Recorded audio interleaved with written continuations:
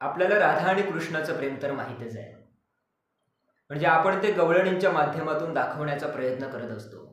जसं की राधा ही बावरी, राधे तुझा रंग पाहुनी कृष्ण हा भुलला, भुलविले कृष्णाला राधेने. अशा वेगवेगळ्या गवळणींतून आपण राधा आणि कृष्णाचं प्रेम कसं होतं, राधा राणी कशी होती हे दाखवण्याचा एक प्रयत्न करत असतो. पण जेव्हा राधा आणि कृष्ण वेगळे झाले त्यानंतरची राधा कशी असते कदाचित आपल्याला माहीत नसेल. एक दिवस स्वर्गात असताना कृष्ण आणि राधा समोरासमोर आले. अचंबित असे कृष्ण, प्रसन्नतः अशी राधा. कृष्ण चाचरले, राधा मनोमन हसली. याआधी कृष्ण काही बोलतील, राधा म्हणाली,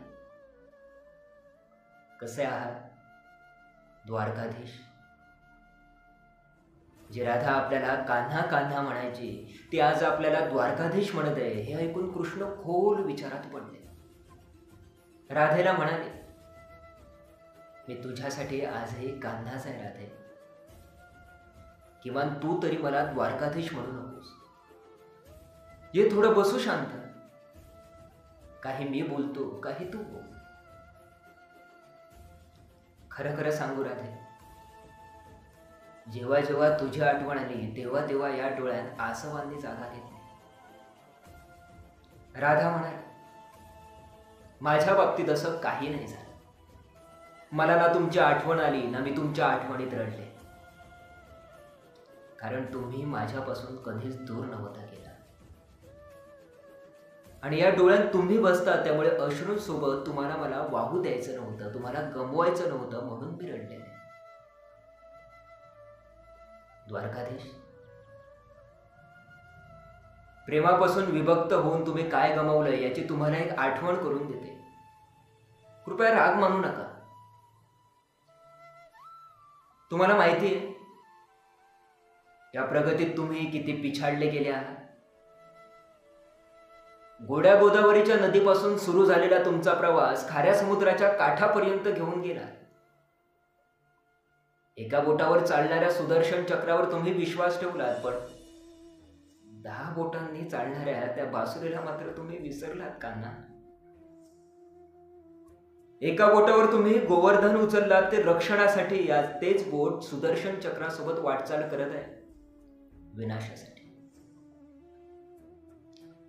आणि कान्हा आणि द्वारकाधीश मध्ये काय फरक आहे दाखवू. कान्हा असतात तर तुम्ही सुदामाच्या घरी गेला असता आणि हाच फरक असतो युद्ध आणि प्रेमात. युद्धात तुम्ही संपून जिंकता आणि प्रेमात तुम्ही संपूनही जिंकता. कान्हा प्रेमात असलेला व्यक्ती स्वतः दुःखी राहू शकतो पण दुसऱ्याला दुःखी नाही पाहू शकत. तुम्ही तर बहुगुणांचे स्वामी आहात, स्वप्न दूरदृष्ट आहात, गीतासारख्या महान ग्रंथाचे जनक आहात. पण तुम्ही काय निर्णय घेतला तो. आपलीच सेना, आपलीच प्रजा कौरवाला घेऊन दिला आणि स्वतःला मात्र पांडवांच्या अधीन केला. सेना तर तुमचीच प्रजा असते आणि राजा त्यांचा रक्षक असतो.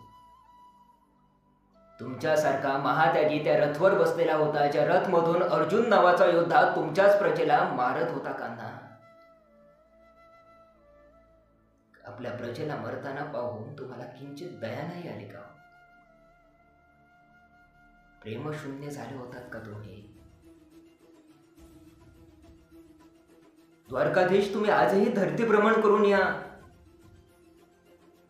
तुमच्या त्या द्वारकाधीशवाल्या प्रतिमेला शोधत फिरा. कारण धरतीवर आजही लोक तुम्हाला माझ्याच सोबत प्रेमाचे पुजारी आणि प्रेमाचे देव म्हणून पूजतात.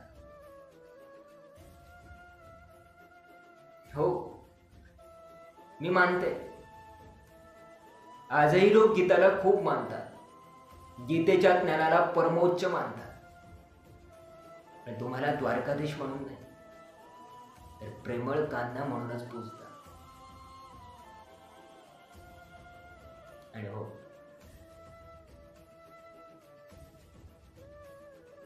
गीतेत माझा उल्लेखही नाहीये.